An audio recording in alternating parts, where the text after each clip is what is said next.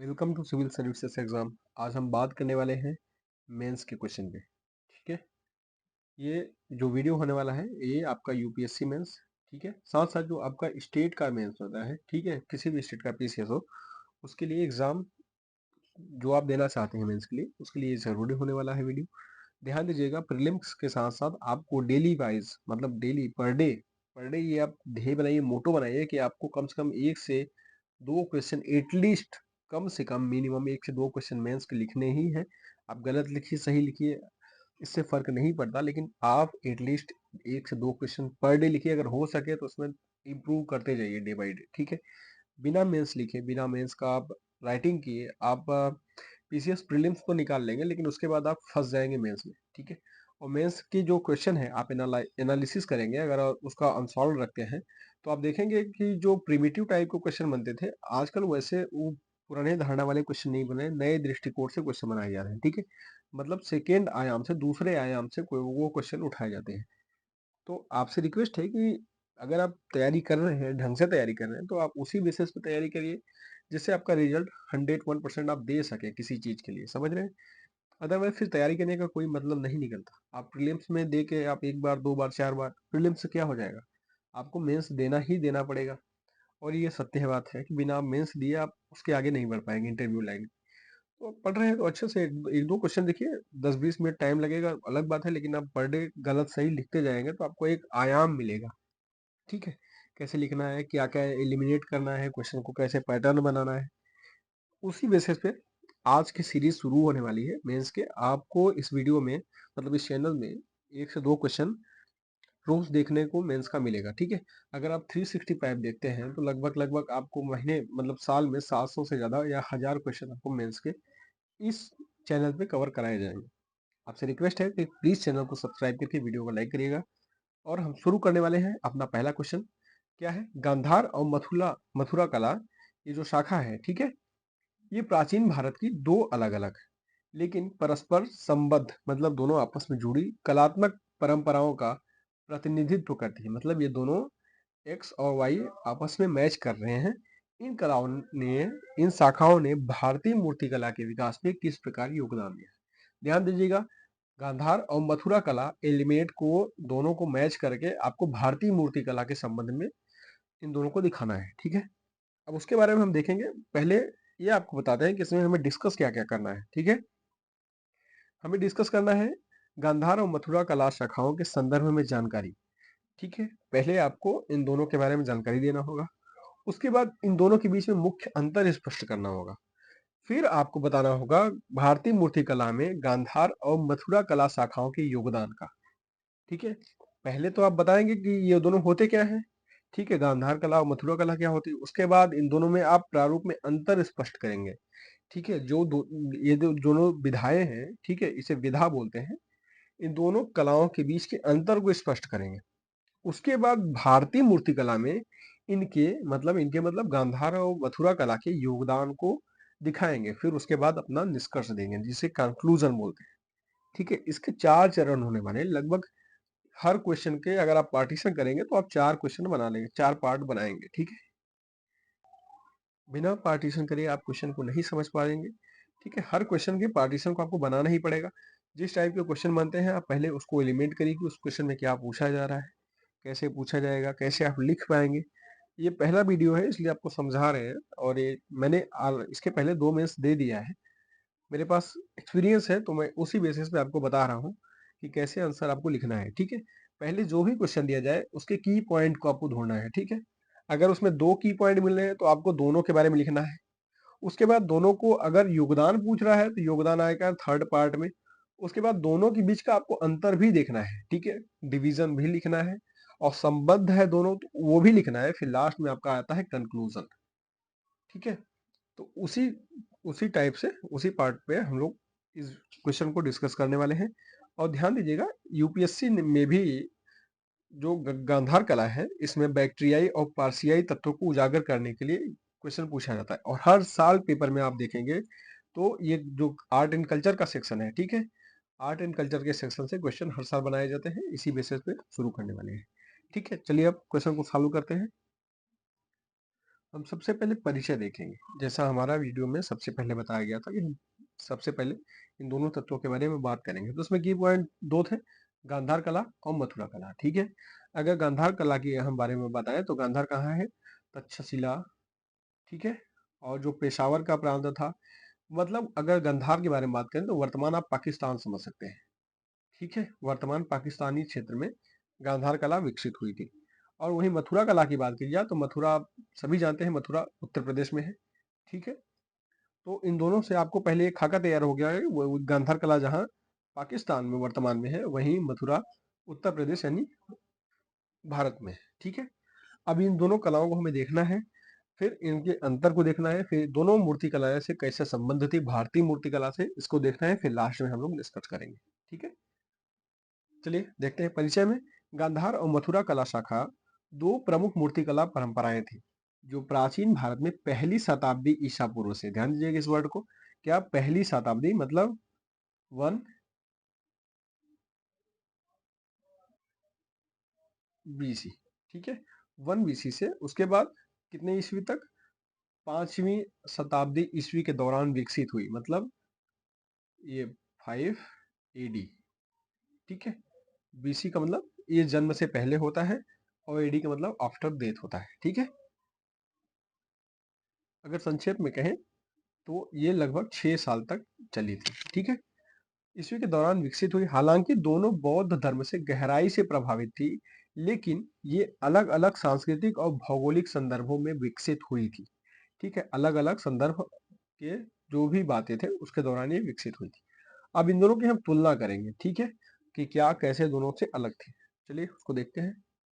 अगर हम तुलनात्मक अध्ययन में विशेषता में हम देखेंगे, स्थान के बारे में अगर देखें तो वहीं जो गांधार कला है उत्तर पश्चिम भारत, तक्षशिला, पेशावर, बामियान जो पाकिस्तान का क्षेत्र है वहां पे विकसित हुई। वहीं मथुरा कला मथुरा यानी उत्तर प्रदेश में विकसित हुई थी। अवधि की बात करते हैं तो पहली शताब्दी ईसा पूर्व से लेकर चौथी शताब्दी ईस्वी तक, ठीक है? चौथी शताब्दी ईस्वी तक। वहीं मथुरा कला की बात करें तो पहली शताब्दी ईसा पूर्व से लेकर 5वीं शताब्दी ईस्वी तक, मतलब ये 5वीं शताब्दी तक थी और ये चौथी शताब्दी तक गांधार कला। अब सांस्कृतिक प्रभाव में देखें तो सांस्कृतिक में ये क्वेश्चन बना है यूपीएससी में, ठीक है? प्रबल ग्रीको रोमन और फारसी का प्रभाव इसमें देखा जा सकता है, ठीक है? वहीं मथुरा कला की बात करें तो ये विशुद्ध रूप से भारतीय मूल परंपरा की जो कलाएं थी ये मथुरा कला है, ठीक है? प्रयुक्त सामग्री में अगर देखें तो गांधार कला में ग्रे बलुआ पत्थर, वहीं नीला ग्रेसिस्ट और प्लास्टर का प्रयोग होता था, जबकि मथुरा कला में लाल धब्बेदार बलुआ पत्थर का प्रयोग होता था, ठीक है? धार्मिक प्रभाव में देखें तो मुख्यतः बौद्ध धर्म यानी महायान शाखा से संबंधित था। महायान शाखा बौद्ध धर्म का जो उच्च शाखा है, श्रेणी है, ठीक है, उससे संबंधित है। वहीं मथुरा कला क्या है? मथुरा कला में बौद्ध धर्म भी है, हिंदू धर्म और जैन धर्म, मतलब तीनों धर्म है, ठीक है? मुस्लिम धर्म को छोड़ के इसमें तीनों धर्म है, ठीक है? बुद्ध का चित्रण की बात करें तो इसमें यथार्थवादी था, यथार्थ मतलब जो सत्य है। हेलेनिस्टिक शैली था, लहराते बाल थे, माथे की रेखाएं अच्छी थी, अच्छी तरह से उत्कर्णी शिल्प था। ध्यान दीजिएगा, आपको मेंस में सेम ऐसे ही लिखना है, ठीक है? जैसे इसमें चीज दिया गया है कि लहराते बाल थे, माथे की रेखाएं थी, अच्छी तरह से उत्कर्णी शिल्प था, ऐसे ही आपको मेंस के आंसर राइटिंग में ही लिखना है, एकदम एज टू एज लिखना है। अगर क्वेश्चन ऐसे बनता है तो ये आप चीजें आपको तैयार रहनी चाहिए, ठीक है? पढ़ेंगे जब मेंस आप डीपली पढ़ेंगे तो ये चीजें तैयार होती है। वहीं प्रतिष्ठित अगर गंधार में देखें तो भारतीय शैली में चौड़े कंधे होते थे, मुस्कुराते हुए चेहरे थे, पद्मासन मुद्रा में मूर्ति कला की विशेषता बैठी थी, ठीक है? भारतीय परंपरा में आप जितने भी देखेंगे, जितने देवी देवता, अगर आप शिव की प्रतिमा देखेंगे तो इसी अवस्था में, ठीक है? लगभग प्रतिमाएं इसी अवस्था में मिलती हैं, पद्मासन अवस्था में। जितनी देवियां की प्रतिमाएं आप देखेंगे वो पद्मासन अवस्था में बैठी हुई मिलती है, ठीक है? बुद्ध की प्रतिमा भी मथुरा कला में इसी तरीके से बनाई गई थी, ठीक है? अब मथुरा कला ये साथ साथ अगर मथुरा उत्तर भारत के में भी इसकी जो अच्छी खासी विशेषता है, पंजाब में एक सिंघोल क्षेत्र है, वहां पे भी मथुरा कला अच्छी मात्रा में देखी जा सकती है, ठीक है? एक क्वेश्चन बना है यूपीएससी प्रीलिम्स का, इसमें मथुरा कला में हिंदू धर्म में केवल शिव और विष्णु का ही चित्रण मिलता है, ठीक है? शिव और विष्णु यानी वैष्णव से संबंधित चित्रण मिलता है, और शिव के लिए त्रिशूल दिखाया गया है और वैष्णव के लिए क्या दिखाया गया है, चक्र का प्रयोग दिखाया गया है। ठीक है, ये मथुरा कला में है, ये प्रीलिम्स का क्वेश्चन है, आपको बताते चले हैं। चलिए आगे देखते हैं इस पार्ट को। अब जो सबसे जरूरी चीजें हैं भारतीय मूर्ति कला में गांधार और मथुरा शाखाओं का योगदान।